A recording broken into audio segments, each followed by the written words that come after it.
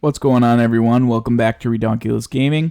Today we're going to get into some Blood Death Knight gameplay on beta, and we are aligning with the Venthyr Covenant, and this is going to grant us the class ability Swarming Mist. For the sake of these videos, if you haven't watched them before, we're going to be evaluating Swarming Mist as well as Dwarf Shadows, really based on 3 different criteria. First, how does the ability feel? Is it a fun ability? Is it something that we look forward to casting? Second, what is the overall strength of the ability? Is it something that you need to take a hard look at Venthyr to, align your DK with for this course of an expansion? And lastly, how viable is the ability in more than one piece of content? How viable is an ability in Raid, or in Dungeon, or in PvP, so on and so forth? Is it something that we can see using and having it feel just as fun and just as strong across all content that WoW has to offer? So let's go ahead and jump into it. I'll first start off by mentioning the Covenant ability granted to every class, regardless of whether or not you're a Death Knight, a Mage, fill in the blank, and that is Dwarf Shadows.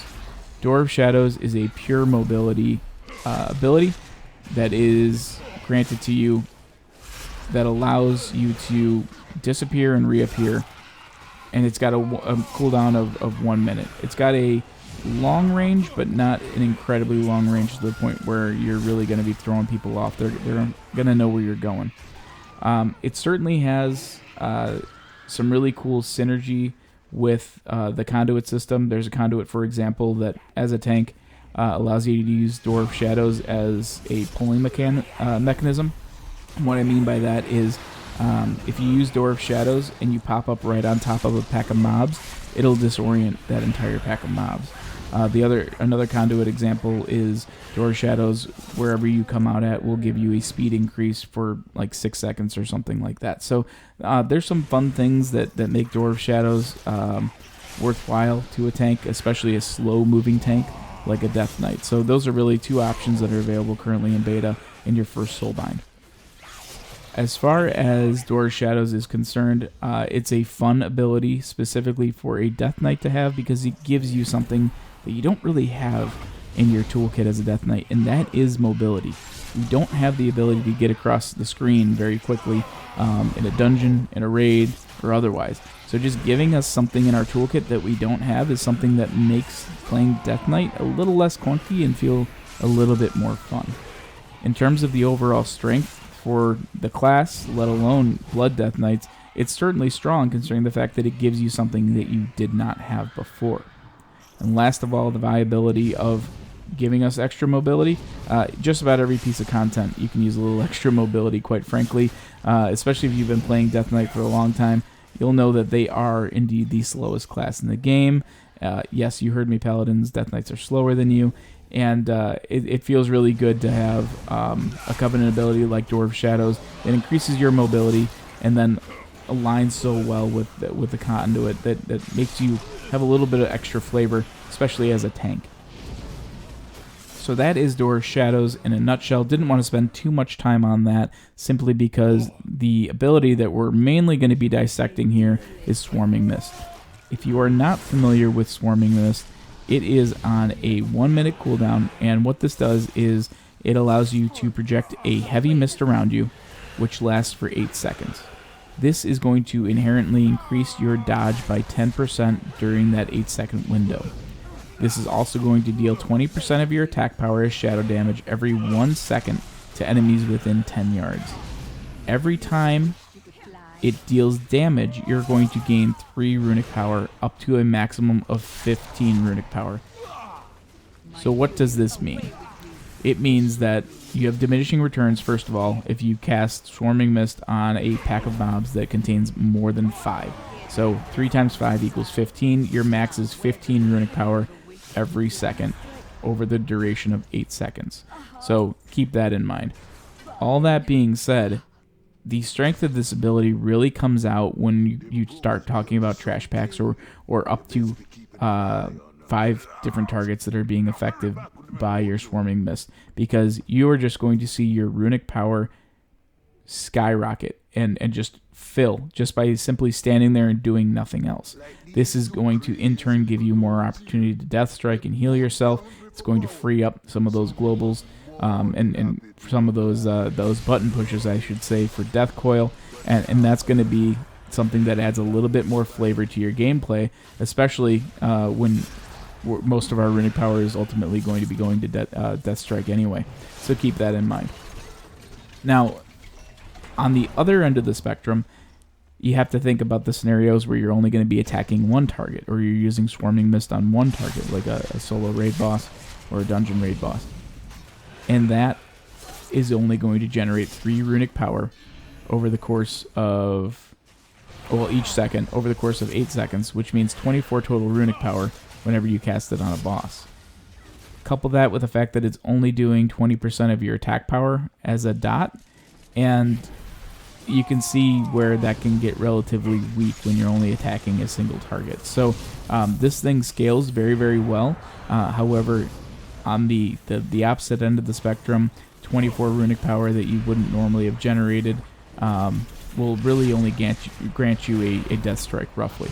So keep that in mind. Now, if we look at our 3 criteria here, first and foremost, how does the ability feel? How does Swarming Mist feel to cast? Is it something that's fun? And is it something that, quite frankly, changes the way you play the class? What I will say is that this is very much a set it and forget it. You're essentially going to be pushing it on cooldown. When it's the second it's off cooldown and you got targets to hit, you're generally going to be casting Swarming Mist so that you can take advantage of that 10% avoidance as baseline, which is something that Death Knights really don't have much of anyway. So it gives you a little extra quote-unquote mitigation in the form of dodge. So you do have that going for you, but as long as you have an active target, you're likely just going to be pushing this button and forgetting about it, and then making sure you're not capping out on your runic power. So it doesn't feel all that exciting. However, it's fun in the sense of you're generating more runic power, which frees up more button pushes, as I mentioned, to go into death strike. So it feels okay. It's just not overly exciting. As far as the strength of the ability, it 100% is going to depend on the way that you set up the ability. I already mentioned that you're kind of forced to push this thing on cooldown, not because you necessarily want to, but just because it's on a relatively short cooldown. A minute cooldown really is not that big of a deal. It does some decent damage at 20% of your attack power, but the problem with it overall is that it scales on 5 targets, or up to 5 targets, and then beyond that you have diminishing returns on the runic power, but not on your damage. So it gets really fun when you're able to pull trash packs that are more than 5 targets in terms of your overall damage output. But keep in mind, your runic power generated is going to be capped at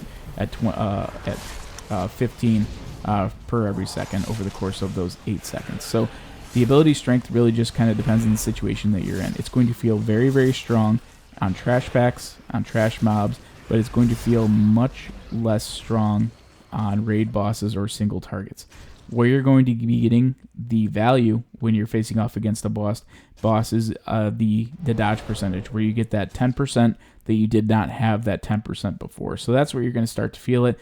And again, that's going to be up over the course of 8 seconds. So you're going to have an additional 10 dodge for 8 seconds. So you're going to be using it more as mitigation, for mitigation purposes against bosses, and you're going to be using it more for runic power output against trash packs. Now, overall viability. Does this have its place in Raid? Does it have its place in Mythic Plus? Does it have its place in solo content, PvP, so on and so forth? Well, we're talking about Blood Death Knights, so we're going to assume that most of the content that you're doing is tanking oriented. So let's first start with Raid. In Raid, this is going to be a really fun ability to have, and you'll honestly come out feeling like a trash hero. It's becoming a theme here with some of the Death Knight stuff. A lot of the Death Knight abilities are really good in AoE situations, and I only bring that up because Death Knight is not something that's known to have crazy great AoE and blood spec. We've got our Blood Boil, we've got our Death and Decay, but that's about it. There's not much more that hits just about every target in front of us. There is no target cap currently on Swarming Mist, so that's the part that makes this relatively fun. It also is going to grant you just a ton of runic power, so you're going to be able to put all that into Death Strike. You're going to be able to put that into Death Coil, so that's going to be kind of neat. What I will say is that with Ossuary being baseline now and not having to spec into it, it frees up that talent row so that Swarming Mist is going to feel a little bit more crisp. You're going to be able to have that haste baseline as long as you're keeping your bone armor up. So keep that in mind as well. So the overall viability in a single target fight is really going to come down to the additional 10% dodge that you're getting. The viability you're going to get in dungeons is really going to come down to those trash packs where you're going to be able to generate more runic power and therefore put that into your runic spenders. There's value on both ends of the spectrum. It's just that the mitigation value is relatively low overall because it does only last for 8 seconds. We're talking about 8% uptime with a 1 minute cooldown. So there's a low amount of mitigation uptime when it comes to single targets. So situationally, yes, it's going to be viable both in dungeon and raid content. It's just going to have to be one of those things where you're willing to be comfortable with the pros of the ability, but you're also going to have to be comfortable with the cons, just depending on the type of content that you're doing. Now, I say all that, and the great thing about Death Knights is they have so much more utility than they've had in the past, simply because you've already got AMZ. That's something that we've had for a while, but now you've got Anti-Magic Zone, so you got your Personal Shell, you got your Zone, and then you've got Ossuary now as baseline. So Swarming Mist is something that can fit right into your toolkit, but it is going to be more of a set it and forget it type of spell. You're just going to want to make sure you're pushing it on cooldown, and you've got to be willing to either plan for spending your runic power if it starts to pool very quickly, or you're just going to be using it as just another cooldown to kind of help with things. So keep that in mind. There's a little bit of synergy options in terms of your overall legendaries as well, so that's something that you can absolutely play with.